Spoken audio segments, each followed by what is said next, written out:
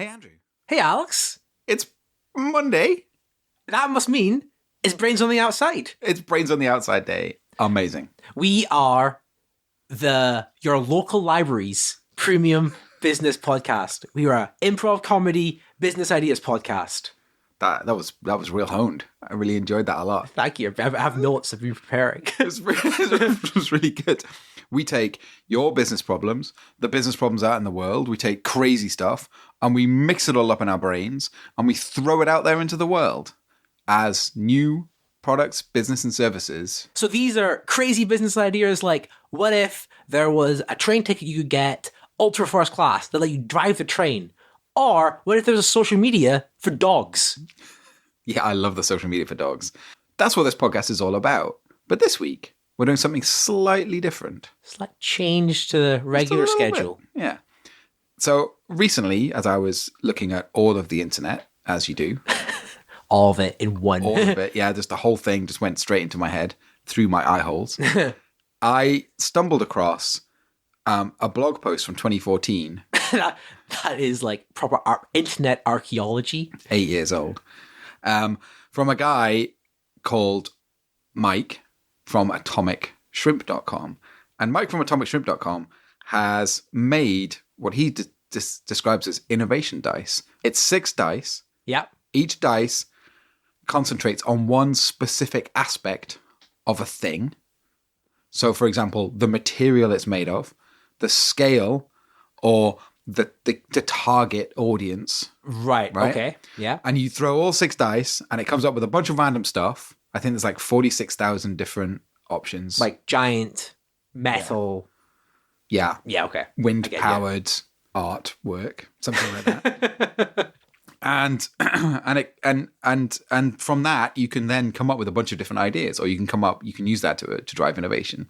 So is that what we're doing this episode? Yeah. Taking these dice and we're going to make a lot. Yeah, we're going to try and see how many systems. ideas we can come up with off the back of this. All right, let's roll the dice. So we've got giant clockwork, self-build family vehicle made of plastic. I love the clockwork aspect of this.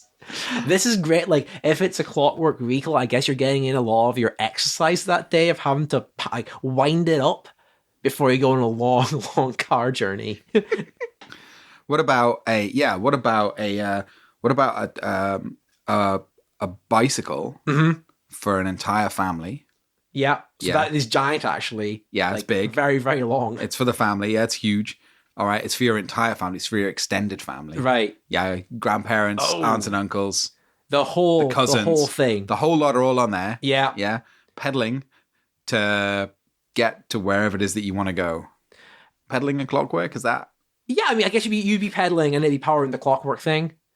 I imagine it as do you imagine it very long or very wide, or how do you imagine the seats distributed in your head? I don't imagine them all in one line. I like the idea of it being quite a wide vehicle. Thing. I was thinking much more like a roller coaster with lots of individual little carriages. Yeah, and everyone's pedaling all at once. And it has to be self-building as well. It has to construct itself. I guess that maybe that's where some of that pedal power is going, like to keep the doors and windows and stuff shut. Like, what about as you pedal? It's gathering up materials. Off this, sucking up stuff off the ground, building new carriages to add to the back, so that you can start at your house with just one carriage and your four family members. By the time you get to your aunt, you've got a new one. Yeah, and by the time you get to your other uncle's house, you got a new one. Grandparents, you got a new one. Cousins, you got a new one. This is great. You just go through a whole family tree, and by the time you get to each house, you've got a new carriage on the end to add to the people. This is fantastic. There's less storage space at yours. You don't have to have a comically huge garage to store all these carts, because they just dismantle themselves at the end, and your cycling fixes them. Yeah, it just puts them back together. Yeah, it puts them back into the world. Yeah, love it. All right, let's throw it again. A wind-powered pocket personal wood tool with a random function. Do you know what I love to do, but it's really difficult to do on the move?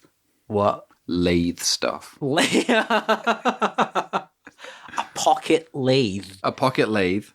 Yeah, personal pocket lathe wind powered because you don't want to have to carry a generator around with you to power the lathe. I guess lathes naturally, like it's a spinning motion they make. Yeah. So that's almost a wind turbine, I guess, right? Yeah. And then you want to make a chair leg when you're out and about.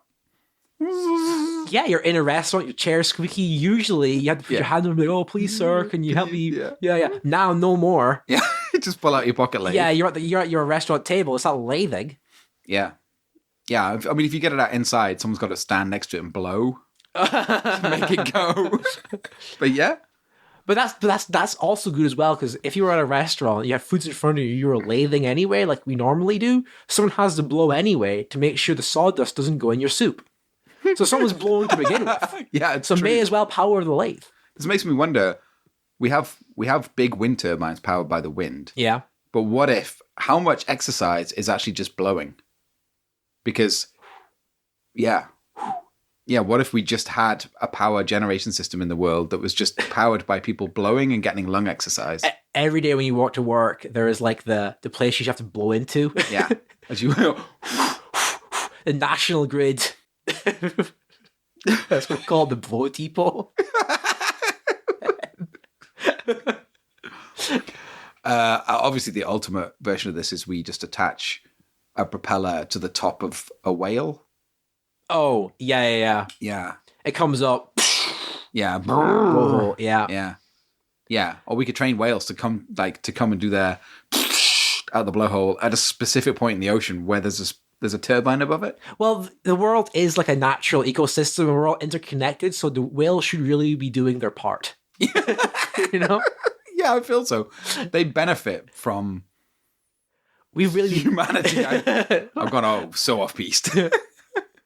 Okay, let's roll the dice. So, clockwork, edible, portable, flying, office game. Okay. All right.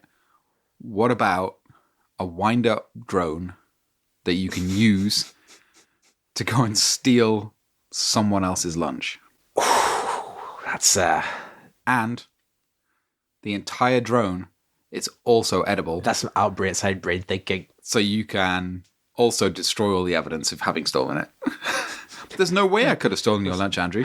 How would I have gotten it from over there to over here? You claim you saw a drone. Where is it? Yeah. This, I love your use of edible there, being like it's a thing. You're going to get something that's edible. Yeah. So, have you got an ad for us this week? Do you know what I do? Yeah? Yeah. I do. Okay, I'm excited. Yeah. So, you get those 3 packs of sandwiches. Yes. Yeah. And it's usually like, you can get a chicken triple or whatever, and it's a chicken and sweet corn, a chicken and stuffing, and a chicken and salad sandwich or whatever. Yeah, it's usually like variations on a theme, right? Yeah, exactly. Well, this company is doing 3-course meals in sandwich form in a triple pack. So like a starter, lunch, dessert. Yeah. So you start out, you maybe got prawn cocktail in there. Yeah. Yeah, maybe you got a roast beef sandwich in the middle. And then you got jam sandwich for pudding. Oh, that's good. Yeah. And Nutella for your pudding. Yeah. Chew in the middle. Yeah. Oh, man. This is great. Yeah, or you might have like a cucumber sandwich. Mm-hmm. Yeah. And then maybe falafel sandwich in the middle there. Filling, yeah. Yeah. And then maybe some kind of like, Nutella sandwich or chocolate spread or maybe jelly. This is much more exciting than just having pure 3 savory ones. It seems like such a wasted opportunity. It doesn't make any sense why you'd have 3 savory ones when, like, it's easy to buy a savory sandwich, right? Yeah, exactly. And there's always that the combination is always like kind of rubbish. It's always like a weird, like, oh wait, you've got a BLT and you've got a prawn sandwich and you've got a chicken and salad sandwich. It's just not a good combo. Conceptually as well, like dessert pudding sandwiches, Stranger don't have those already. Yeah, I agree. I think Tesco's once did a Christmas sandwich which was chocolate bread with cherry filling. Oh, okay. Yeah. I applaud that outside brain thinking from Tesco. Yeah, it was pretty good. They also did a lasagna sandwich once, which was pretty amazing. Did it have bread? It wasn't just pasta. No, it had bread. Wow. And then also, and then like beef ragu and bechamel and a layer of pasta in there as well. You could have like a salmon one for your starter, that Yeah. lasagna one, and then your Tesco weird bread one, chocolate bread. Yeah. So there you go. That's a much more exciting lunch, I think. It is. Don't ask. Don't ask what the sandwich name. See the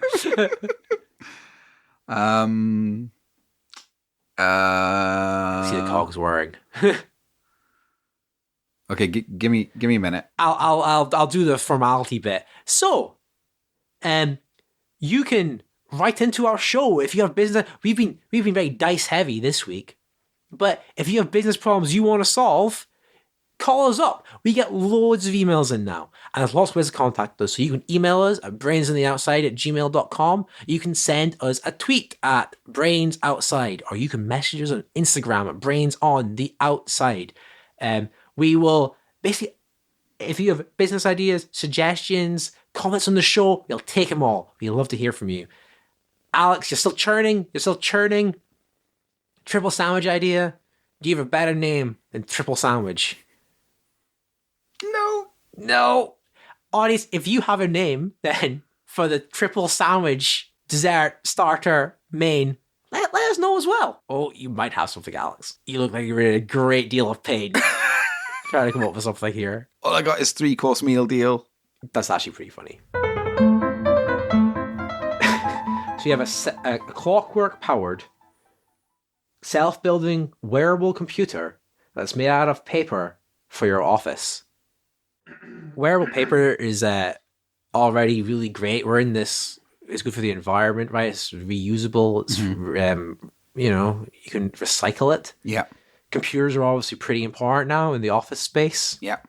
So there's a nice. I think there is opportunity here to build something that could be very powerful. It's a sort of origami thing. That's exactly what was in my head. I was about to say, I'm really thinking origami. So when I imagine when you're moving offices or you're moving house, you get a lot of flat pack furniture from IKEA to assemble yourself. What this is like we send you a flat pack computer which you origami together out of paper, and all the internals and computational stuff is done with clockwork. That's beautiful. Actually beautiful. I was thinking about a coat that you wear that unfolds wearable like paper to envelop you and your computer in the office so that you don't get disturbed. Oh, okay, like a little personal hub thing. Yeah. You can do some private work, you just start cranking at your sleeve. Exactly. And it origami's out like... I mean, you could also use that for private conversations with other people as well. So you just stand next to someone and like... Yes, you're outside and it's raining. Yeah. Oh, man, yeah. I think this idea is you can detach from the office. I think everywhere you go, the potential of having to be able to clockwork out a private area is pretty exciting. Man. You're in a restaurant, you're eating something very, very messy. You're making a huge scene, you're embarrassing yourself with these ribs. So I should say that zoop noise is me winding out my little bubble. You go zoop, and you're in a nice little bubble. You can eat your ribs in peace. And anti-zoop, and then you're done. Oh man, get cleaned up. It's good. I ate a tuna sandwich on the train the other day, and I was that guy who ate a tuna sandwich on the train the other day. But you just eat the tuna sandwich, undo. And because it's paper, when you get your tuna everywhere, right in the bin. Yeah. You're at a music festival and you're like, it's getting real muddy. Zoop. And then you're protected from the mud. You can't see out. That's another problem. That's for version 2 to solve. Get from the mud, you just throw it away at the end. It's great.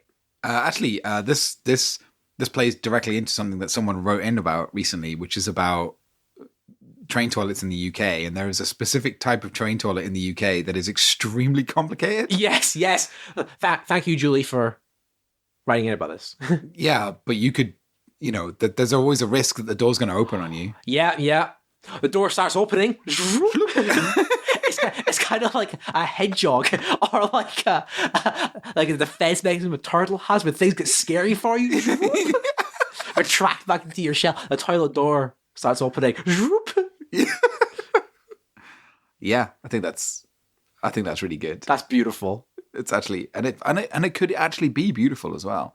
Like origami stuff's amazing. It's you know, the way it would fold out from around you, just like. It could also be decorated. Mm-hmm. You can get all sorts of colored paper: blue, yellow, red. You could draw on it, make it really personal, and unique to you. What about also that, but it just folds out into a massive sign above your head. So if you're if you walk into the office and you're like pushing the lunch trolley around, and you just like you get off the lift onto the floor, you unfold your big sign, and it just says lunch, massive letters above your head, so everyone above all the cubicles can see it. This idea of having a sign above your head in the office is pretty good. You know how on Microsoft Teams you can say like away, busy, do not disturb. Oh, this is a very public version. You whoop, and it just says no above your head. No, no, go away. Not today. What about just origami cubicle that you can just like? It's just everything. You just wear everything. You've got the whole thing. In fact, it's a whole office built into your clothing that unfolds in a massive origami folding out into a full cubicle in the office. So when it comes out, there's like an origami desk that forms and everything like that. Yeah, a desk chair. You get a laptop in there. It's everything. A plant, a like beautiful origami plant on the desk. The whole lot comes out. This is excellent. 'Cause I think I have is when I working from home. I'm not liking that much because at the office I set everything up the way I like. Yeah. And now there's no distinguishing between them. It's like your office desk is the same as your home desk. You can set it up perfectly and it's always going to be the same. Ultimate remote working. You can work literally anywhere. Literally anywhere. Yeah. Doesn't matter that the entire office becomes a massive paper-based fire hazard. Well, you know, we're just ideas men, you know. Like, we'll have a list of places you shouldn't. Yeah. Do not use this thing in. Iron mills, probably not. Things where a hot, like, smelting is happening. Near a volcano, don't use it there. Maybe near, like, an oil refinery. Nowhere where a big explosion could happen. We don't take any risk for that. But in a normal office. I would have thought that, like, near an oil refinery is probably, like, the safest, least fiery place to go. That's actually a very good point. Maybe we aim at BP and Shell first. It's just purely for oil refinery people. We'll track down the least flammable workspaces and then beta test the product there. Okay, let's roll the dice. Yeah, disposable, electric, inhabitable, family metal tool.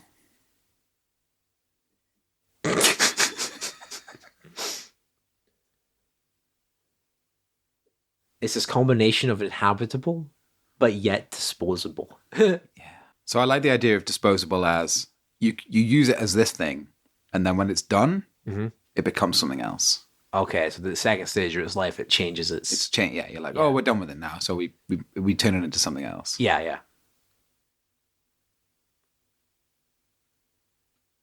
Tool, inhabitable tool. An inhabitable tool.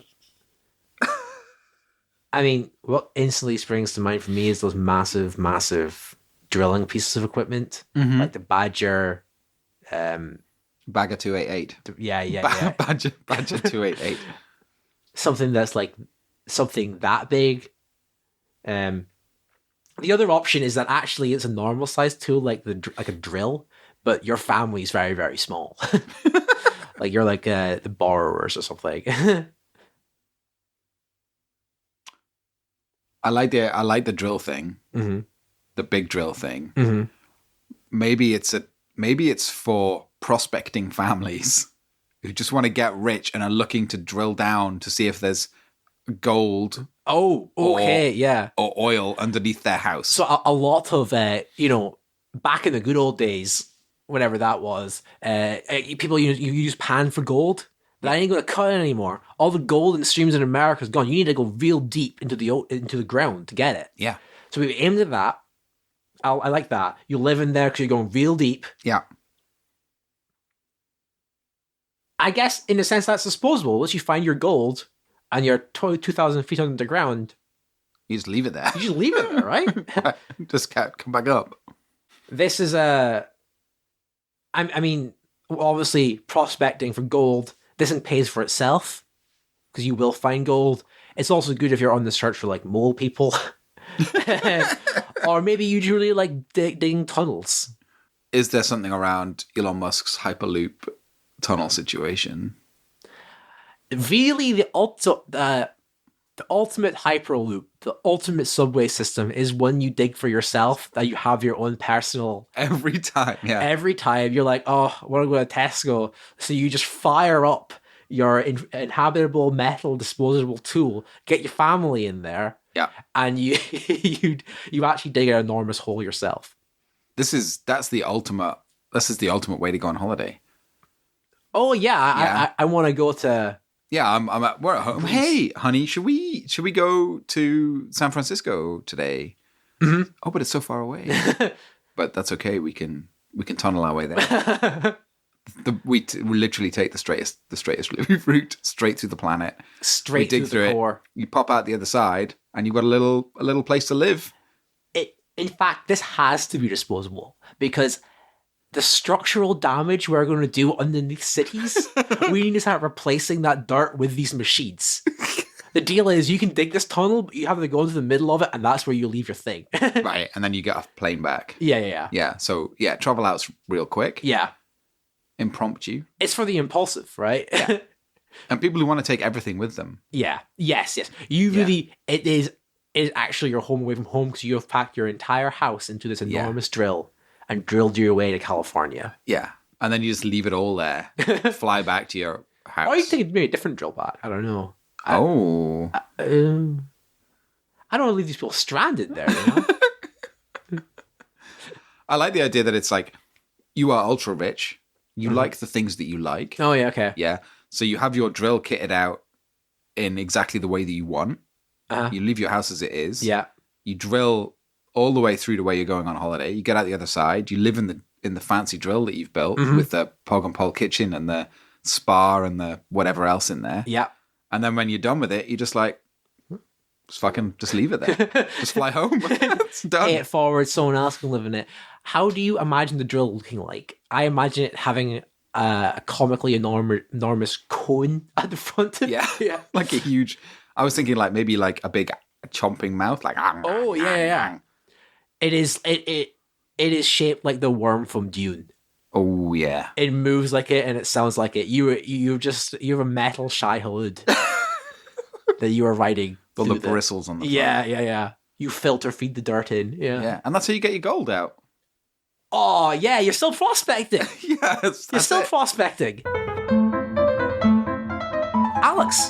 Andrew. That was another episode, a chaotic, dice-based episode. I'm very much looking forward to editing all of that content. I do not envy you in this editing task you're about to proceed on. Yeah, I think it's going to be pretty good fun. But I really enjoyed the episode. It was really good. I enjoyed doing it. I enjoyed the dice. It's interesting, like how some combinations of dice work so well and others just really stump me. Yeah, definitely. I just really want to thank Mike from Atomic Shrimp for the dice, for making those 8 years ago. Absolutely brilliant. And is there another Mike we have to thank for a different reason? Holy shit, there is another Mike we have to thank for another reason. Yeah. So a gent called Mike took us up on our offer of CCing us in when he emailed a bunch of people that he knew about our show. And he CC'd in 32 people. He did, yeah. Absolutely mad. Absolute mad lad. Enormous thanks to Mike the superfan. Yeah. Mike, we'll drop you a note because I think we should do more because you CC'd in 32 people. I think we should do more than just thank you at the end of an episode. So we'll drop you a note and see whether there's any problems that you've got that you want solving. Yeah. We can definitely do that. Yeah, I think that would be a good thing to do. Now, aside from Mike, if someone had problems you wanted to solve, how would they contact us? The best way is via our email, which is brainsontheoutside@gmail.com. But you can also contact us on Twitter, brainsoutside, or on Instagram, brainsontheoutside. Indeed. And another amazing thing you can do for us is just tell your friends about the show or review it. We love getting feedback, and we really take it on board. Yeah, if you listen on one of the main podcast platforms, you might be able to leave us a little review there, maybe a number of stars. A good number is 5. I've heard that is actually the optimum number. Yeah, that's a good number of stars. And just a little text review. We'd love that. If you have feedback for the show, send it on in. We love to hear feedback. Yeah.